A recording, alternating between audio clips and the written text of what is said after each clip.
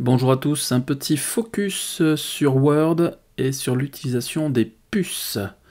Donc les puces vont vous servir essentiellement lorsque vous avez des énumérations à faire. C'est pas très compliqué, mais il y a quand même quelques petites astuces.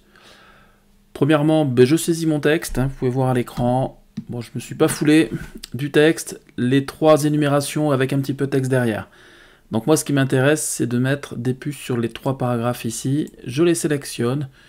Et tout simplement, je vais cliquer sur le bouton des puces. Je vous fais un petit zoom. Je clique pas sur la flèche pour l'instant, directement sur le bouton. Vous pouvez voir directement que les puces s'installent. J'ai pas eu le choix de la distance de la puce par rapport à la marge, ni la distance du texte par rapport aux puces. Donc si jamais vous souhaitez maintenant modifier cet espacement, le plus simple c'est d'aller dans le menu des paragraphes. Donc je vais lancer la boîte de dialogue à ce niveau, je clique. Et ce qu'il faut simplement savoir, c'est que le retrait gauche ici va vous permettre de déplacer la puce. Donc si je souhaite la puce, on va la mettre à 2 cm pour que ce soit bien évident dans le document. Donc je choisis 2 cm. Et si je souhaite que mon texte soit un petit peu plus proche de la puce, je vais le mettre à 0,5. Ça sera la notion de retrait négatif. C'est tout ce que j'ai à faire. Je valide par OK. Donc là, vous pouvez voir maintenant sur l'écran que la puce qui est ronde est bien positionnée à 2 cm et que mon texte est à 0,5 de la puce. Si jamais il vous prend l'envie subite de modifier la puce, vous pouvez effectivement cliquer sur la petite flèche et choisir les puces qui sont déjà présentées. Sauf que potentiellement, ça peut vous pourrir tout le paramétrage que vous avez fait avant. Donc n'oubliez pas, vous choisissez d'abord votre puce et après vous mettez en forme. Si jamais les puces qui sont présentes ici ne sont pas satisfaisantes, c'est les dernières qui ont été utilisées, on peut cliquer sur le bouton définir une puce et choisir la partie symbole. Ça va ouvrir, si tout va bien, la fenêtre des caractères spéciaux. Et là, vous pouvez choisir les puces dans différentes polices de caractères. Là, je suis dans les Wingdings.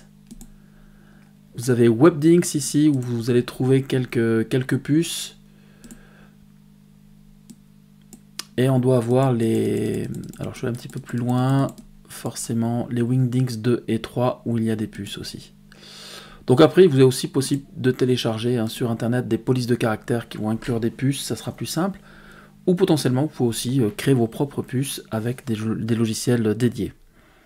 Donc là, si je souhaite, par exemple, ce type de puce, je la sélectionne, je fais OK. Tant que j'y suis, j'ai mon texte qui sera de la même couleur de la puce, c'est-à-dire que là c'est automatique, si mon texte est rouge, la puce sera rouge. Par contre là je souhaite par exemple garder le texte noir mais j'ai envie que la puce soit rouge, je peux cliquer sur le bouton police et choisir donc une couleur, je vais prendre une couleur rouge pour que ce soit bien évident.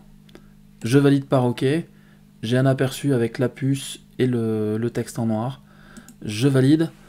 Et pareil, donc je refais le petit formatage concernant la position de la puce. Je rappelle, on affiche la fenêtre des paragraphes, on indique ici dans le retrait gauche la position de la puce, je la remets à 2 cm. Et le retrait négatif, je le remets à 5. Je valide par OK. Et voilà comment je peux mettre en place mes puces dans le document.